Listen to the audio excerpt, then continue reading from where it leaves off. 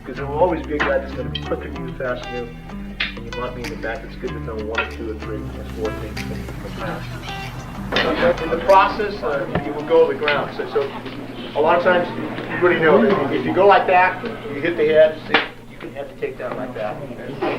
Now, there's a possibility, okay, let's watch what happens, okay? The other possibility, sometimes a guy will crash like this and go doubling, boo-hoo, like that, as he goes down. Okay. Since there's no map, let's take the one that doesn't hurt the most. Okay, now watch what he does. Can you use this stick for a minute? Okay, this is my neck. Okay. All right, so when you do this here, there's a possibility. So I go like that, and I come like this, and I come down, see? Now watch his hand here as he disarms his stick here, see? Okay, now, he comes in, I'm still striking. Now, he's going to show you 4 ways. 4 ways. Okay. One is, see, behind, you put it like that. Okay, and then do it on the other side. Okay, that's the first way. Okay, and do another one. Okay, the one is in the front, put it to your armpit, something like that. And you put it on the armpit on the other side. Okay, you're on the ground now, so you can start from the ground. Okay, that's 2. Okay, all right, 3. Do the hook the neck, and do the paper cutter. Yeah, like that. See, and this side here. See, like that. Okay, and the other one, sometimes he'll hold like this, and he can't hit it. So he'll transfer the left hand elbow here, see, cross it like that, and put the lock in there like that. Okay, let's review it again one more time. See, so when the stick is on the back or the side, put it to the side, like that. Bring the head down. This first one, put it on the other side. Okay, that's still 1. Okay, now the stick is in the front of the body. Stick is in the front of the body, so you can turn it here. That's 1. Put it on the other side. That's 2. Okay. Okay. That's still number 2, both right and left. Okay. Now the other one is that you're going to do the paper cutter. The paper cutter is when you have the head in between the arm like that. See. Now you switch with your neck like that. Put it like that. See. Squeeze it, and then you do it on the other side. Squeeze it like that. Okay. Now the other one is if I'm holding it like that. See, and he can't. Let me take my head so you can see it. Why? See, it's not quite reaching here. See. I'm putting it in like that. So he grabs here, he forearms that, see, he puts it here, and put it down here like that. Okay. Even if you push his chin down, put my chin down, if you put it right on the jaw, it's even more painful. Like that. Okay. You try it, you'll see what I'm talking about. All right. Any questions? So that's 4 basics that are essential. The 5th basic, okay, is when you put the puño into the neck itself. Looks very barbaric, but it works, see?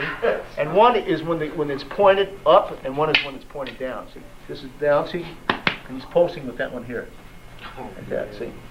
And then one comes from the top, see? It's very simple, like that. Okay, they're very quick tap-outs when you do it. Okay, because you will go, people say, well, I'll never go to the ground. You will go to the ground.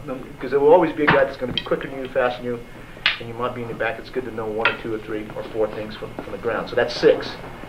All right, the best thing is if you can puño, knock them out, that would be great. But it doesn't always happen that way. A lot of people have a lot of adrenaline is pumping, and sometimes they don't submit. But you can put it on the face, which is very, very painful. Okay, so when you do the takedown, okay, right?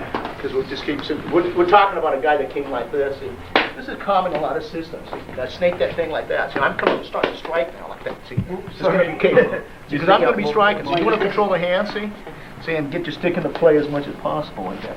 Okay. Okay. But to learn the matrix, okay, on the series, that's it. We'll try it on the left. Okay. Try it on the right. Okay. And then hook the body. Okay, here. See how he moves his body here? Okay, that's it. Okay. And then if I hold like that, see, switch it, come back to here, back.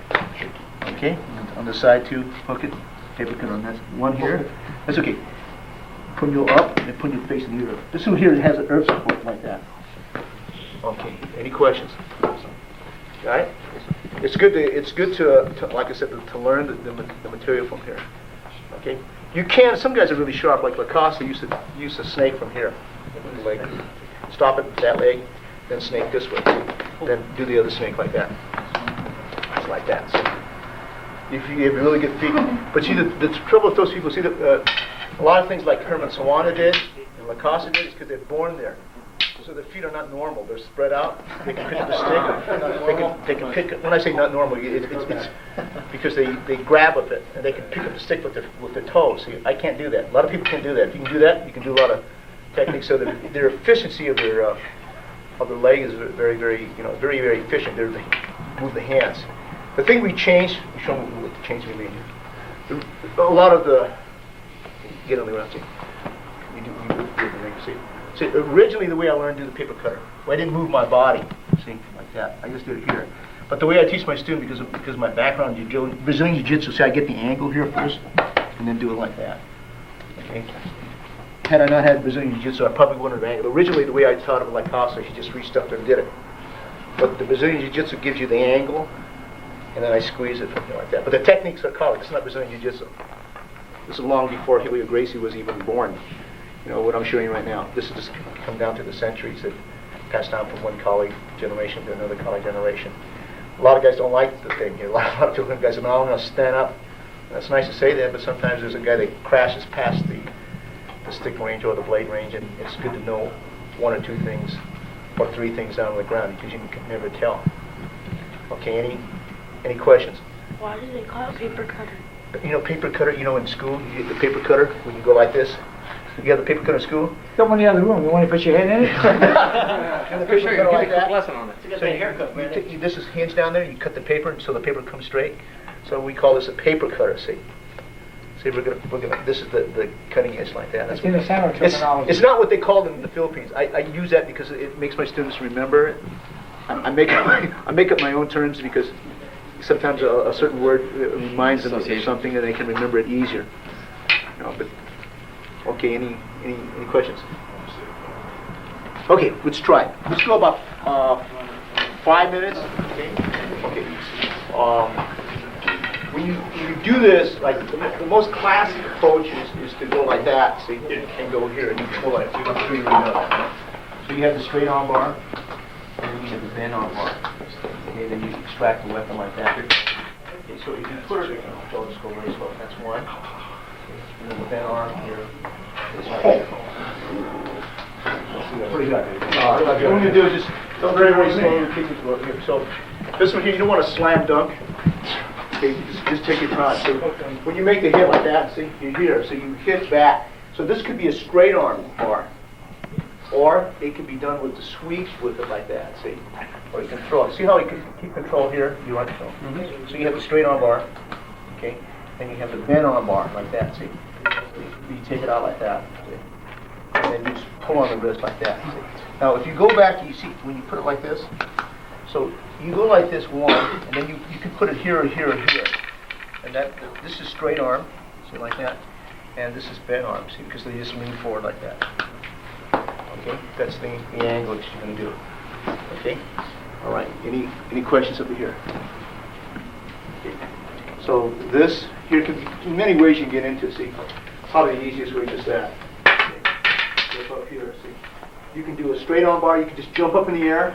Come on, or you can bend arm and throw that way, or you can put your foot sweep in there like that. See, that's the easy way to take your partner down. See, go very light because it's done. You want to put your knee here. That's straight arm. You like to. You have the bend arm here like that. See. Okay, you go back to the straight arm. This is just for the training. See how I straddle it? Then I go back to here. See, this is just to show you possibilities and what can be done. Okay. And then you go like that. See. This is the whole series, see? And you go like that. You want to be able to see. All right. Any questions up to here? Got it? So you should just take the first 3 locks. You don't have to go through the whole lock flow. The lock flow is just to show you what are the possibilities. Okay? So that's with this arm here. So there's many ways to get in. So you can just take it like that. Very simple. First one.